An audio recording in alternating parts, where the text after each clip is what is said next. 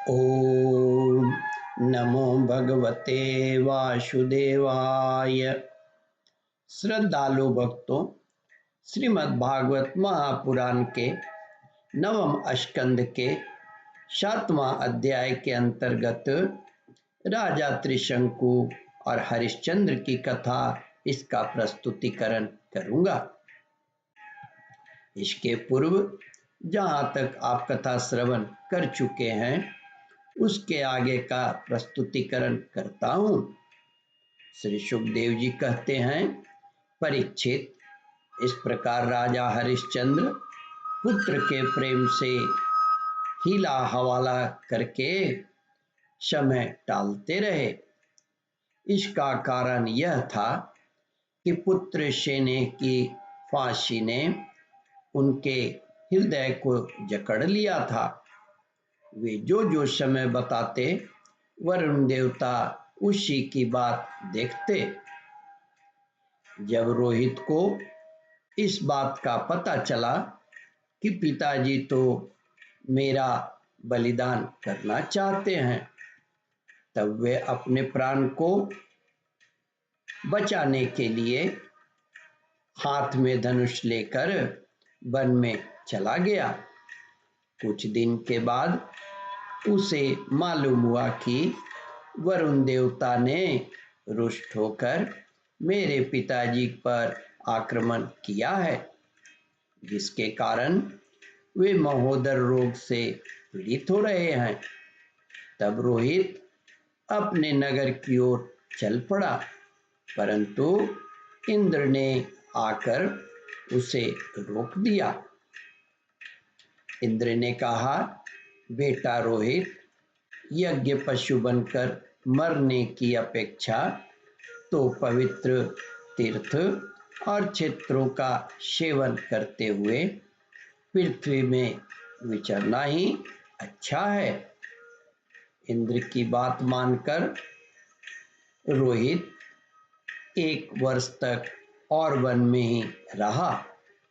इसी प्रकार दूसरे, तीसरे, चौथे और 5वें वर्ष भी रोहित ने अपने पिता के पास जाने का विचार किया, परंतु बूढ़े ब्राह्मण का वेश धारण कर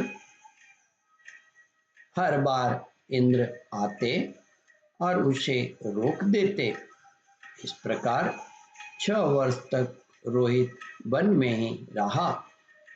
7वें वर्ष जब वह अपने नगर को लौटने लगा, तब उसने अजिगर्त से उनके मंझले पुत्र शुनशेफ को मोल ले लिया और उसे यज्ञ पशु बनाने के लिए अपने पिता को सौंपकर उनके चरणों में नमस्कार किया।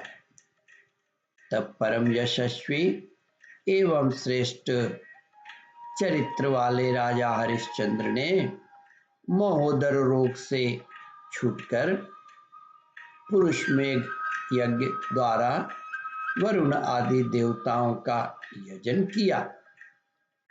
उस यज्ञ में विश्वामित्र जी होता हुए परम संयमी जमदग्नि ने अध्वर्यु का काम किया।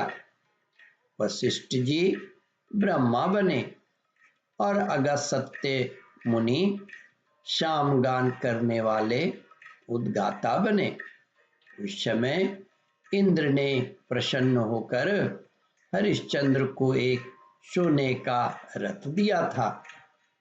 श्री सुखदेव जी कहते हैं, परीक्षित, आगे चलकर मैं शुनशेफ का महात्म्य वर्णन करूंगा।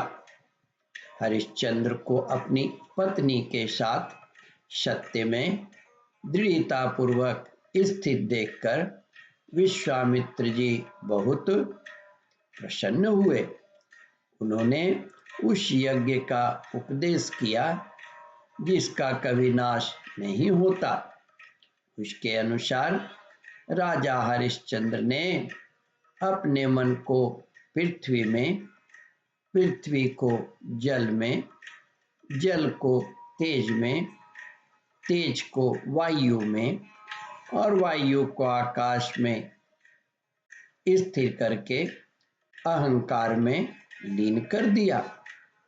फिर अहंकार को महतत्व में लीन करके उसमें ज्ञान कला का ध्यान किया और उससे अज्ञान को वश में कर दिया। इसके बाद निर्वाण सुख की अनुभूति से उन ज्ञान कला का भी परित्याग कर दिया और समस्त बंधनों से मुक्त होकर वे अपने उस स्वरूप में स्थित हो गए जो न तो किसी प्रकार बतलाया जा सकता है और न उसके संबंध में किसी प्रकार का अनुमान ही किया जा सकता है। ओम परमात्मने नमः। श्रद्धालु भक्तों, इस कथा को ध्यान पूर्वक श्रवण, मनन और इसका चिंतन करें। इस कथामृत का रसास्वादन अपने बंधु बांधवों को भी करावे। इस वीडियो को शेयर और सब्सक्राइब करें। ओम परमात्मने नमः। श्रद्धालु भक्तों, यहाँ पर 7वां अध्याय समाप्त होता है। इसके आगे 8वां अध्याय प्रारंभ करूंगा। ओम नमो भगवते वासुदेवाय।